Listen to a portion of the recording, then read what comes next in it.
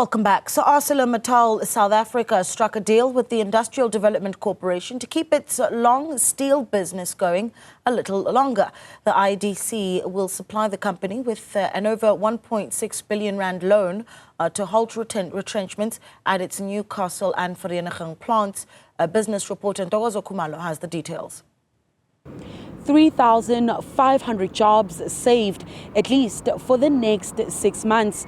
The Industrial Development Corporation, through ArcelorMittal South Africa, a 1.6 billion rand lifeline, allowing the steelmaker to defer the winding down of its long steel business. The government bailouts will prevent the closure of key steel mills and suspend the company's retrenchment plans for 3,500 workers.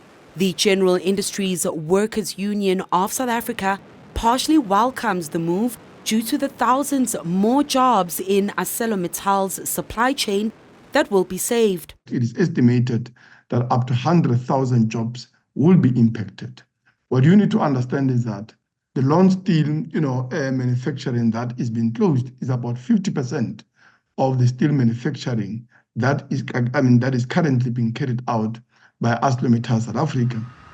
However, Sabai questions the sustainability of the state bailing out a privately owned business, especially considering that AMSA has received several bailouts in recent months.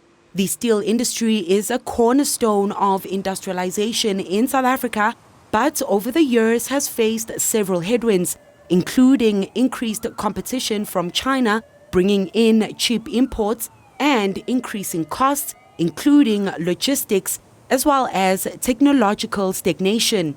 He warns that there is a risk for the downstream industry and taxpayers shouldering the expense in the long run. What is very clear here is that this is a failure of privatization of a state-owned enterprise.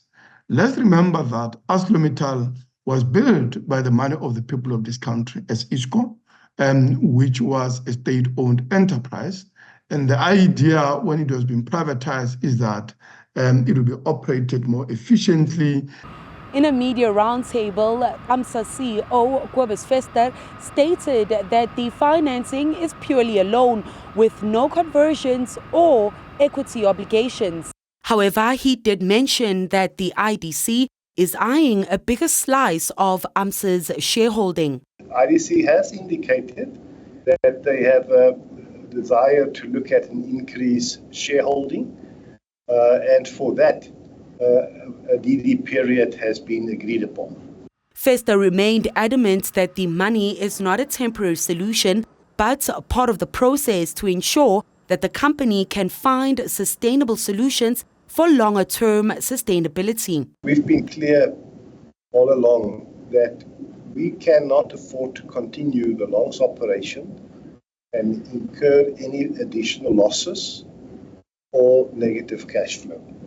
And the funding must be made available to cover that for a period of time to allow the permanent interventions to come in. Government says it's all about ensuring South Africa still has a steel industry to drive massive infrastructure projects and not so much about obsessing over the survival of one company. The preoccupation or the orientation is more on ensuring that the steel industry does not disappear in South Africa. So the preoccupation of government is to ensure more than just being obsessed with an enterprise itself, is the issue of ensuring that the steel industry is strengthened. The IDC says the strategic delay allows it to conduct a comprehensive evaluation of viable solutions to challenges faced by AMSA's long steel business. Whether this will translate to the IDC upping its stake in the company or funding other parties interested remains to be seen. For Newzroom Afrika on Channel 405, I'm Ntokozo Khumalo in Vanderbijlpark in the Vaal.